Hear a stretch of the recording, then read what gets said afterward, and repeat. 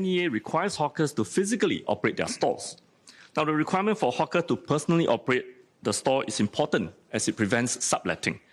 If this requirement is not imposed, the tenant who has successfully bid for the store could potentially just sublet the store and collect the difference in rent.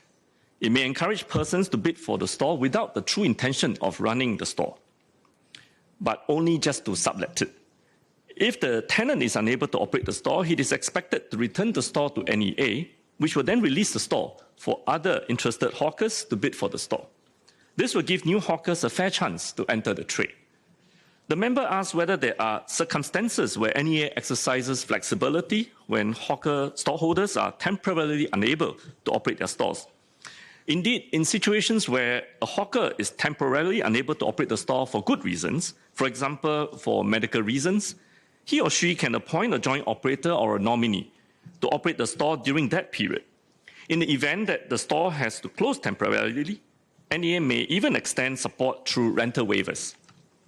NEA supports hawkers who wish to expand their businesses by allowing individuals to hold up to 2 cooked food stalls in our hawker centres, provided they are able to divide their time and operate the stores personally.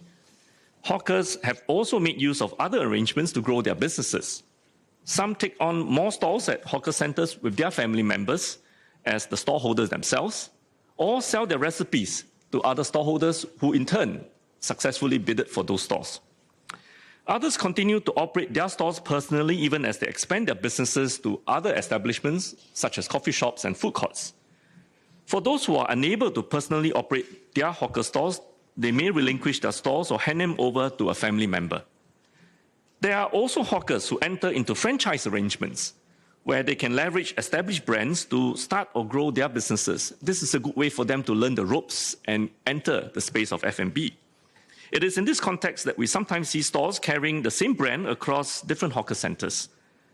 NEA does not restrict such arrangements as long as registered stallholders in hawker centres are still able to fulfil the tenancy requirements by personally operating the stores.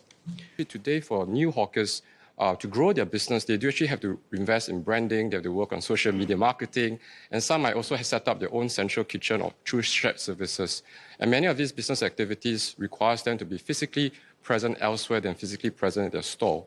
My understanding is that today for a storeholder, they must actually operate minimum 8 hours, physically 8 hours, or in the case if they have 2 stores, they have to be physically present in a store for 4 hours.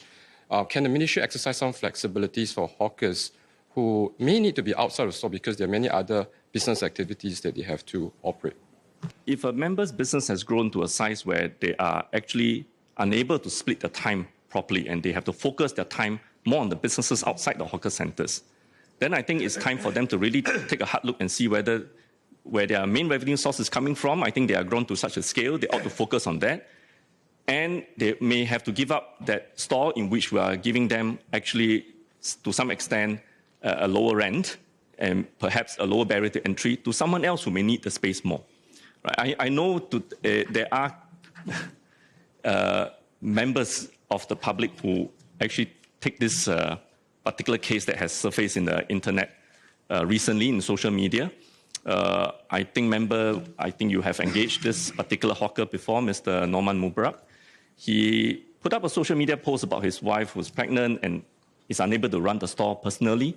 But that is a very one-sided story because actually NEA has offered his wife to nominate another person to take over the store while she's undergoing pregnancy. But instead of actually accepting that as a legitimate option to do so, they decide to put on social media to try and say that we have been unhelpful. Right?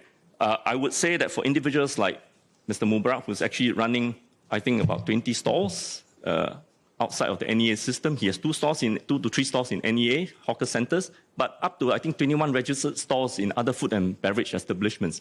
We're quite happy that hawkers like him have succeeded, but it is understandable that as a business owner, he wants to focus on his other business and try not to focus as much attention on the hawker stores. But that's not something that we would want to, because we cannot allow our NEA hawker system to be catering to the interests of such private chain owners. Should we allow stores to be fully run by hired workers as businesses expand and they can't run the stores themselves? If so, hawker centres will become rather indistinguishable from coffee shops and food courts. eroding the authenticity. And over time, our hawker culture will be diluted, shifting from passionate hawkers serving their own dishes to our customers, to businesses just prioritizing efficiency and scale over heritage and quality. So we support technology adoption, be it central kitchen, be it marketing technology through social media, to improve. But what we want is to make sure that as they do so, they do not compromise and erode the culture that we are trying to protect and grow.